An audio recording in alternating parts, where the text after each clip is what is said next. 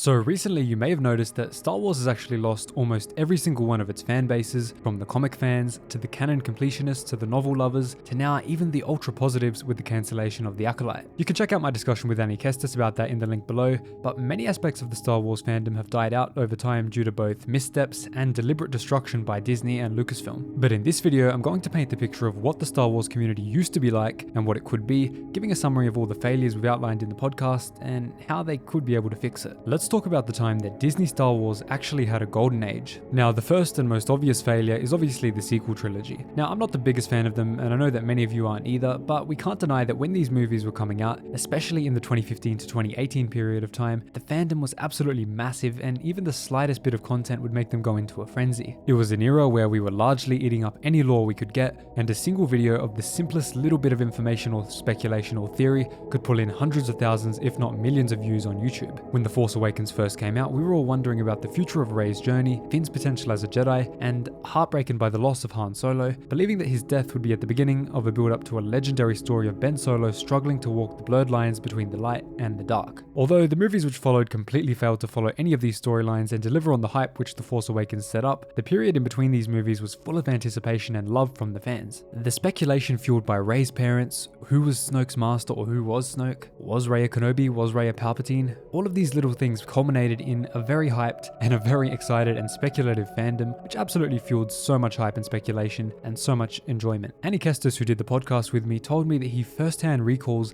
listening to, at the time, small YouTubers while playing Battlefront, and then years later Battlefront 2, as they dissected all of the Easter eggs, lore, and hints from the trailers and the movies that were coming out. It was extremely common at this time for fans like him to be wrapped up in the latest gossip, which is when news YouTubers entirely based on the Star Wars community started popping up, circulating rumors of planned Boba Fett, Obi-Wan, and even Yoda movies as part of the A Star Wars Story anthology series. But besides the movies themselves, a large part of the hype was kept up by the TV shows as well. Star Wars Rebels started off in the shadow of the Clone Wars, but in the eyes of the majority of fans, it ended up as one of the greatest pieces of Star Wars content ever created, with it having some truly deep and impactful plot lines, despite primarily being aimed towards younger fans. It then got tie-in books, which both set up the events leading up to the start of the series, as well as the continuing adventures we saw of a certain character searching for his sister in the Imperial Academy in Season 1, Zare Leonis. This built the bridge to other books, which spun into an entirely dedicated initiative, and with the Ahsoka novel, Thrawn Saga, the Aftermath trilogy, which filled in some of the gaps between episodes 6 and 7, and so many other great books, the newly established Disney Star Wars universe was starting to feel really fleshed out, and it started to be hyped. We cared about everything, since everything was connected to each other in some way or another, and they all told their own high-quality stories without worrying about other fields of lore. It all came across as one cohesive narrative, which allowed us to binge lots of content while waiting for the newest movie to come out.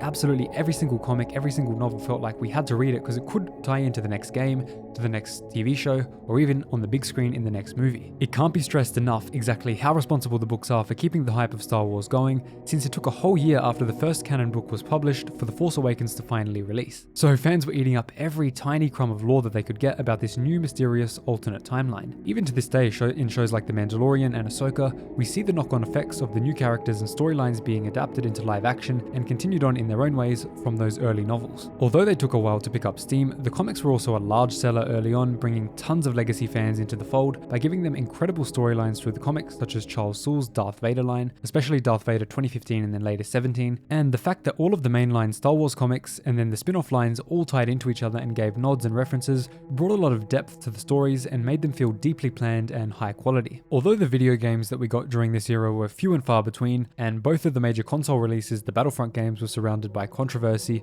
they were still insanely popular, and reenacting multiple eras of war and storylines allowed fans to have a way to chill together and have fun while waiting for new releases in other forms such as the books or the comics. The effects of all this content and hype on the YouTube community cannot be overstated once again. Multiple of the absolute biggest creators were primarily able to get where they are due to not only, of course, their hard work, but mainly the massive influx of fans who had seen all of the trailers of the movies and were desperate for more details and lore, or seeing any Easter eggs they may have missed. Some longtime channels like Star Wars Explained and Loremaster experienced massive growth during this time, and there were multiple channels who created their channels out of nowhere and grew rapidly to the top, such as Eckhart's Ladder and Star Wars Theory. The theory crafting of this time period led to dozens of millions of views on amazing videos by people like Vincent Vendetta and others like Generation Tech, who pretty much started their channels through the excitement and theories after seeing The Force Awakens. So many of the channels we know and love experienced massive gains during this period, and unfortunately nowadays it's much harder to get that kind of hype and fan base. I started YouTube the day after I saw The Rise of Skywalker Skywalker, and although it was a far less popular movie with lots of backlash, I was still able to build my channel by talking about it and covering lots of old clone lore that not many people were aware of, because shortly after that, the Clone Wars Season 7 released, and tons of fans who had seen The Rise of Skywalker needed something to watch and dived straight into the show. The Clone Wars has been the fan favorite era since probably the early to mid 2010s, and it consistently got lots of support on YouTube, but unfortunately nowadays this isn't as much the case. Even the Hello There Clone Wars animation of Anakin vs Obi-Wan didn't get anywhere near the praise it deserved, and this was a project which took literal years to produce out of pure love and admiration for the franchise. I believe that this lacking reception on YouTube across the board is due to the lower standards of Star Wars content, the dwindling quality of the movies and the TV shows, leading to a massive fall off in hype and love from the fans. I mean, when we think about the years of the early Disney Star Wars, it goes like this. In 2014 we had Rebels and lots of books starting off the timeline. In 2015 we have the beginnings of many amazing comics, The Force Awakens released, and lots of tie-in material came out alongside it, as well as the Battlefront reboot. In 2016 we got the first A Star Wars Story anthology movie, Rogue One, as well as tons of Battlefront DLCs and other comics. 2017 gave us The Last Jedi, some of the best Star Wars books to date, and the amazing Battlefront 2.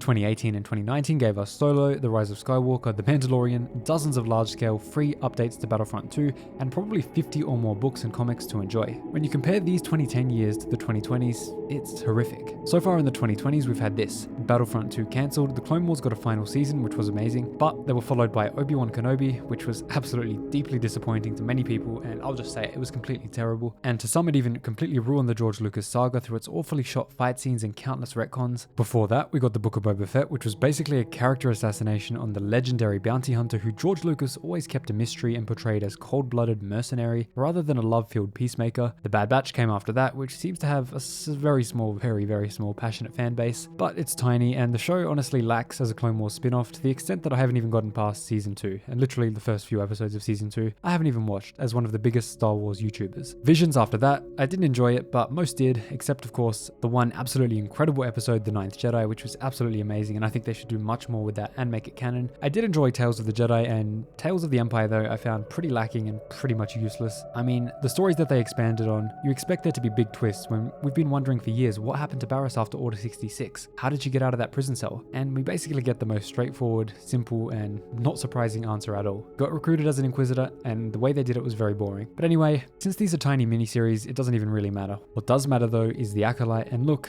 I won't even tell you what I thought of it. The facts are enough. It lost Disney an insane amount of money. It cost around $200 million, so its cancellation, while unfortunate for the very few fans of the show, it's no surprise in the slightest. Comparing the state of the Star Wars franchise and the fandom from the 2010s to the 2020s, it's clear that we're on a hardcore downward spiral. The Mandalorian and Grogu is on the way for 2026, and that should hopefully revitalize the community quite a bit, but the problem will likely be that so much has transpired in the Mandoverse, and so much time has passed in the real world, that in order to understand the movie, judging by Dave's writing on the Ahsoka show, you'll need to watch 3 seasons of The Mandalorian as well as the horrific Book of Boba Fett to make any sense of the plot. That is going to be a recipe that is not very good to get normies in. I mean, I'm still hopeful, I still think it'll be great, but for the normies, who knows? This movie could certainly do a lot to help the community come back to those 2010 levels, but it also runs the significant risk of making things even worse. And that's something I really don't think Disney can afford. Fans are doing their best, though, to keep a certain level of excitement going with the gaming community, which has a massive potential to regrow player counts on Battlefront 2, thanks to a new mod which I'll cover very soon, the books, which might have a shot at making a comeback if they can start a solid initiative, and I doubt the shows will have any good coming to them besides the second season of Andor, but hopefully the movies can start getting a stable production rate and we can get back to the golden age that we used to have of beautiful content releasing often and keeping us in love with the galaxy far, far away. So that's my analysis and opinion on the state of Star Wars in 2024. If you enjoyed the video, if you want to see Star Wars get better, be sure to drop a like and subscribe for weekly awesome Star Wars content. I've made a bunch of videos you can check out on the fall of Disney Star Wars and canon lore as a whole, but definitely be sure to check out my full hour-and-a-half chat with Annie Kestis on the screen now, since we get into our personal opinions and go much deeper on the history and details of the content you've heard here. If you made it this far, drop a thank Mr. Lucas in the comments down below.